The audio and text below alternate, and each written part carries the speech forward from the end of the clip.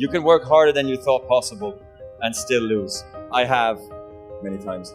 Tennis is brutal. There's no getting around the fact that every tournament ends the same way. One player gets a trophy, every other player gets back on a plane, stares out of the window, and thinks, how the hell did I miss that shot? In tennis, perfection is impossible. In the 1,526 singles matches I played in my career, I won almost 80% of those matches. Now, what percentage of points do you think I won in those matches? Only 54%. In other words, even top-ranked tennis players win barely more than half of the points they play. When you lose every second point on average, you learn not to dwell on every shot. You teach yourself to think, okay, I double faulted, it's only a point. Okay, I came to the net and I got passed again, it's only a point.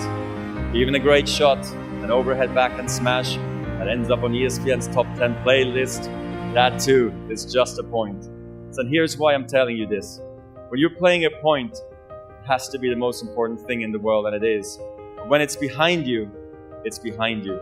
This mindset is really crucial because it frees you to fully commit to the next point and the next point after that, with intensity, clarity, and focus. The truth is, whatever game you play in life, sometimes you're going to lose. A point, a match, a season, a job.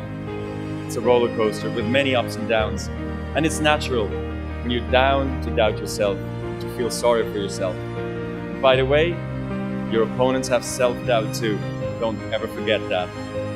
But negative energy is wasted energy. You want to become a master at overcoming hard moments. That is, to me, a sign of a champion.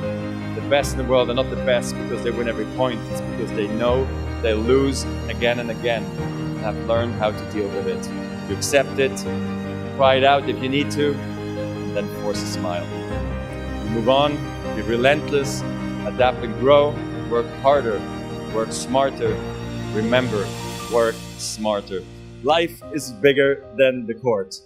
A tennis court is a small space, 2,106 square feet. I worked a lot, learned a lot, and ran a lot of miles in that small space. But the world is a whole lot bigger than that. Even when I was just starting out, I knew that tennis could show me the world, but tennis could never be the world. It was important to me to have a life, a rewarding life, full of travel, culture, friendships, and especially family. I never abandoned my roots. I never forgot where I came from. But I also never lost my appetite to see the very big world. I was not ready for anything other than tennis, but sometimes you've got to take a chance and then figure it out. Effortless is a myth. I mean it. I say that as someone who has heard that word a lot. Effortless. People would say my play was effortless. Most of the time, they meant it as a compliment. But it used to frustrate me when they would say, you barely broke a sweat. The truth is, I had to work very hard to make it look easy. I spent years whining, swearing, throwing my racket before I learned to keep my cool. The wake-up call came early in my career when an opponent at the Italian Open publicly questioned my mental discipline. He said, Roger will be the favorite for the first 2 hours, then I'll be the favorite after that. I was puzzled at first, but eventually I realized what he was trying to say. Everybody can play well the first 2 hours. You're fit, you're fast, you're clear, and after 2 hours, your legs get wobbly, your mind starts wandering, and your discipline starts to fade. It made me understand I have so much work ahead of me, and I'm ready to go on this journey. My parents, my coaches, and my fitness coach, everyone had been calling me out. And now even my rivals were doing it. So I started to train harder, but then I realized winning effortlessly is the ultimate achievement.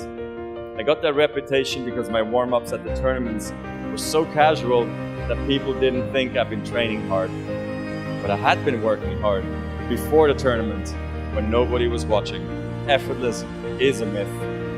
I didn't get where I got on pure talent alone. I got there by trying to outwork my opponents. I believed in myself, but belief in yourself has to be earned. There was a moment in 2003 when my self-belief really kicked in. I was at the ATP finals where only the best 8 players qualify. And I beat some of the top players I really admired by aiming right at their strength. Before, I would run away from their strength. The guy had a strong forehand. I would try to hit his backhand. But now, I would try to go after his forehand. I tried to beat the baseliners from the baseline. I tried to beat the attackers by attacking. I tried to beat the net rushers from the net. I took a chance by doing that. So why did I do it? To amplify my game and expand my options. There are days when you just feel broken. Your back hurts, your knee hurts. I have that a lot. Maybe you're a little sick or scared, but you still find a way to win. And those are the victories we can be most proud of. Because they prove that you can win not just when you're at your best, but especially when you aren't. Yes, talent matters. I'm not going to stand here and tell you it doesn't. But talent has a broad definition. Most of the time, it's not about having a gift. It's about having grit. In tennis, a great forehand with sick racket head speed can be called a talent. But in tennis, like in life, discipline is also a talent. And so is patience. Trusting yourself is a talent. Embracing the process, loving the process is a talent. Managing your life, managing yourself, these can be talents too. Some people are born with them. Everybody has to work at them. Philanthropy can mean a lot of things. It can mean starting a non-profit or donating money, but it can also mean contributing your ideas, your time, your energy to a mission that is larger than yourself. All of you have so much to give, and I hope you will find your own unique ways to make a difference.